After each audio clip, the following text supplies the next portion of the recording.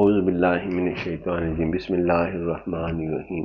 देखें जी, हमारे पास अब पोलर फॉर्म कर रहे हैं, हम मॉडुलस कर रहे हैं, लॉग ऑफ जी कर रहे हैं और एक्सपोनेंशियल फॉर्म्स करेंगे इसके अंदर। और ये हमारे पास याद रखिएगा कि किसी भी रियल नंबर के लिए डिस्कशन है, यानी कि रियल नंबर जो आपके पास होगा वो किसी भी किस्म का हो सकता है। मतलब 1 हो सकता है, -1 हो सकता है, -4 हो सकता है और जी इज इक्वल टू +4 हो सकता है। जी इज इक्वल टू आपके पास कोई भी कांस्टेंट, एनी कांस्टेंट या एनी रियल नंबर, -3/2 हो सकता है, 3/2 हो सकता है, यानी जिसमें आयोटा मिस होगा। J is equal to +a, G is equal to -a belongs to R. और फिर उसकी एग्जांपल्स मैंने लिखी है, किसी को भी आप हल कर लें तो ये आपके पास हम इसका मतलब है कि सब में एक ही मेथड होगा। आप देखते हैं कि हमारे पास कैसे हल करते हैं। तो सोल्यूशन में सबसे पहले हम इसकी जनरल फॉर्म ही हल करते हैं, जी इज इक्वल टू +a। आप चाहें तो -a के साथ भी हम हल कर लेंगे। जब भी a लिखा होगा आपने इसको 0 आयोटा लिख देना है और इसको हम कंपेयर करेंगे x प्लस आयोटा y से, जिस तरह कि हम पिछले लेक्चर से करते हुए आ रहे हैं। सबसे पहले हम यहाँ पर करेंगे मॉडुलस, कि आप इसके अंदर मॉडुलस लिखेंगे जिसको हम r से डिनोट करते हैं और z का मॉड हमारे पास लिखा जाता है। अब हमारे पास क्या होगा जी, इसके अंदर अब ये होगा कि x की वैल्यू जो है यानी रियल पार्ट a है, यानी a का स्केयर, x रियल पार्ट मुराद होती है और y इमेजिनरी पार्ट है जिसके अंदर y की कंपेयर कर रहे हैं, ये 0 होगा। y की वैल्यू 0, x की वैल्यू a, तो 0 का स्केयर हमारे पास होगा जो कि ये होगा। दूसरे लफ्जों में a का square under root is equal to a होगा। अब हम यहाँ पे ये करेंगे कि इसका argument of z, next step में आर्गूमेंट ऑफ जी मालूम करेंगे, जिससे पहले हम एक थीटा फाइंड आउट करेंगे। तो x की वैल्यू हम यहाँ पर ये करेंगे, x is equal to r cos theta आपके पास और y is equal to r sine theta. यानी कि सबसे पहले हम इसके अंदर आर्गूमेंट जी मालूम करने से पहले थीटा फाइंड आउट करेंगे। x की वैल्यू जो है वो हमने फाइंड आउट की थी कि x की वैल्यू कंपेयर करने पर a है, तो यहाँ पर a आ जाएगा। और r की वैल्यू क्या है, वो a है, तो यहाँ पर a आ जाएगा cos थीटा। और cos थीटा हमारे पास क्या होगा, a over a is equal to 1, कि ये 1 हमारे पास होगा। इसी तरह साइन थीटा में y की वैल्यू इसको कंपेयर करें तो 0 है, r की वैल्यू जो हम लिखते हैं वो यहाँ पर a है, जो हमारे इस सवाल में फाइंड आउट हुई है।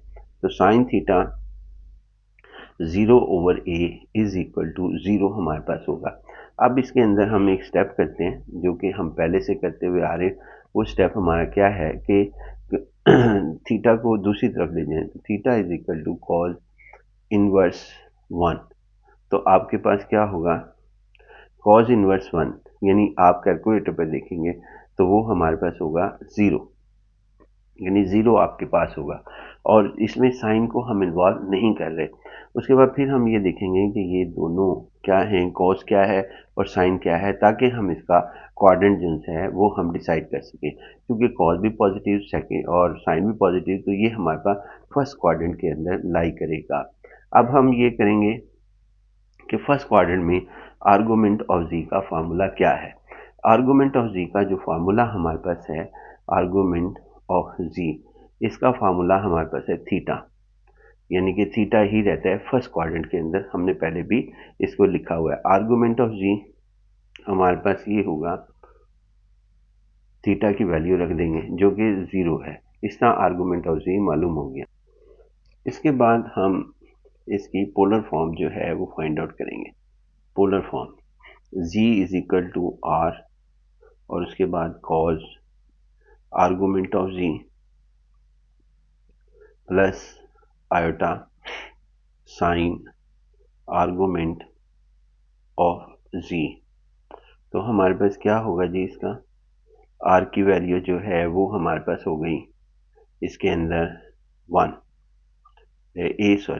ए और इस सवाल में, और कॉस और उसके बाद आर्गूमेंट ऑफ जी की वैल्यू होगी 0 प्लस आयोटा और उसके बाद साइन 0 आर्गूमेंट ऑफ जी की वैल्यू।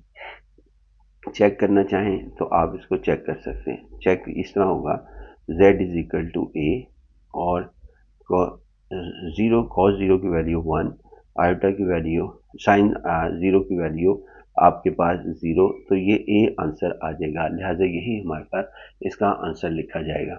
अब हम कहते हैं जी इसका दूसरा, यानी जितने भी रियल नंबर हैं उसमें पॉजिटिव रियल नंबर, चूंकि हमने यहाँ पे पॉजिटिव रियल नंबर को डिस्कस किया, z इज इक्वल टू ए। अगर आप a की जगह यहाँ पर 3 अंडर रूट रख देंगे, यानी इसमें से कोई भी वैल्यू रख लें, ये जो हमने वैल्यू आपके सामने रखी है, z a की जगह आप जो है 1 रख लें, तब ये सवाल हल कर लें। a की जगह -1 रख लें, तब ये क्वेश्चन हल कर लें। a की जगह 4 रख लें, 4 कर लें, और उसके बाद माइनस को अभी हम डिस्कस करेंगे। 3 अंडर रूट रख लें, तो वो 3 अंडर रूट कर लें, प्लस 3/2 रख लें, एनी रियल नंबर 0.1 रख लें, 0.5 रख लें। तो कॉम्प्लेक्स प्लेन में इसको जो एक्सप्रेस किया जाता है पोलर फॉर्म को, वो ऐसे किया जाता है, यानी ऐसे हमारे पास लिखा जाएगा। बाकी जो है हम इसका लॉग फाइंड आउट कर लेते हैं। लॉग हमारे पास आप देखें कि ये हमारे पास क्या आता है पॉजिटिव रियल नंबर का। तो हमारे पास लॉग जो आएगा, log z is equal to natural log of z plus iota argument of z। ये लॉग और a z की वैल्यू आपके पास होगी जी a, हमारे पास z, और नेचुरल लॉग आपके पास यहाँ पर मॉडुलस a आया था, आयोटा आर्गूमेंट ऑफ z 0 हमारे पास आया था। तो अब यहाँ पे आएगा लॉग a और नेचुरल लॉग ऑफ a, ये हमारे पास इसका लॉग आ गया। इसकी एक्सपोनेंशियल फॉर्म हमारे पास क्या होगी, z इज इक्वल टू आपके पास r e raise to power iota argument of z। तो z a के इक्विवेलेंट है, r की वैल्यू a के इक्विवेलेंट है, e आयोटा और यहाँ 0, जिसको आप यहाँ पर लिखें तो a e raise to power 0, e की पावर 0 कैलकुलेटर पे फाइंड आउट करें तो वो 1 होती है, यानी कि 1।